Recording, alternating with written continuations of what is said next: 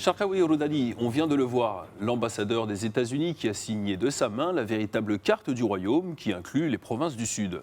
Quelle est votre lecture de ce geste à forte charge symbolique ? Écoutez, c'est un geste historique, c'est un geste, l'ambassadeur des États-Unis, il représente les États-Unis d'Amérique, il représente toutes les administrations américaines antérieures et futures. Donc je parle d'un ambassadeur, je parle d'une vision américaine stratégique, je parle par exemple de tout ça rentre dans une vision globale des États-Unis pour prémunir la région et la sous-région d'un conflit qui perdure, comme je viens de vous dire, et perdure depuis très longtemps. Donc je pense que cette signature va rester gravée comme la signature des pères fondateurs de cette monarchie marocaine ont signé l'indépendance des États-Unis en 1777. Je pense que cette signature-là va rester dans les annales de la politique marocaine, dans la conscience de la population marocaine, que je pense vont rester vraiment très reconnaissants vis-à-vis de ce geste inoubliable, ce geste historique, ce geste qui a entré ce processus politique dans un autre environnement, dans une autre façon de voir les choses, parce que, comme l'a été bien dit dans le décret présidentiel de l'administration du président américain Donald Trump, un État lige dans un espace géopolitique en mouvement, c'est une option réaliste et réalisable. C'est la même phraséologie qui a été dictée, qui a été actée par l'ancien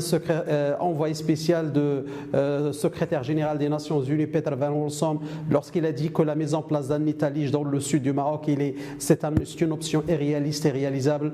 Je pense que ce geste-là aussi montre quelque chose qui est très important.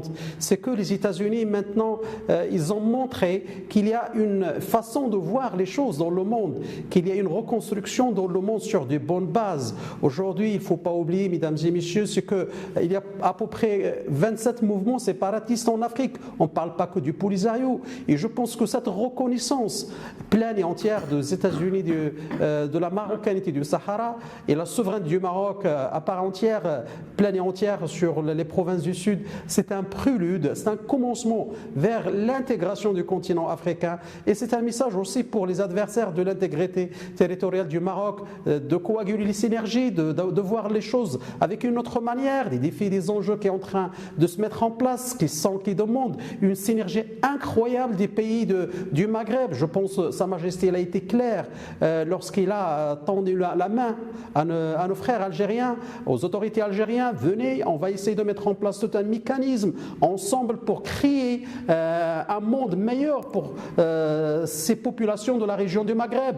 Les défis, les enjeux de l'Afrique subsaharienne du Sahel, la montée fulgurante des attaques terroristes, la question libyenne, le rôle que joue le Maroc dans la paix et la sécurité dans la Libye, dans la Méditerranée, dans l'Afrique subsaharienne et du Sahel, avec même des investissements colossaux, avec l'annulation des dettes des pays moins classés au sein des Nations Unies, pays moins avancés. Donc je pense que le Royaume du Maroc, il a assumé toutes ses responsabilités. Washington, il a compris le message, il a compris les enjeux géostratégiques dans lesquels s'enlise la région et la sous-région. Avec cette décision américaine, je pense que nous rentrons dans un nouveau chapitre qui est en train de s'ouvrir, qui est en train de commencer pour la paix et la sécurité. Et je pense que Fragility Act 2019 des États-Unis, c'est une approche américaine pour promouvoir la stabilité et prémunir les conflits. Je pense qu'il a intégré cette perception, cette conception géostratégique du Maroc pour construire une Afrique unie, une Afrique capable d'assumer ses responsabilités et géosécuritaires et géopolitiques.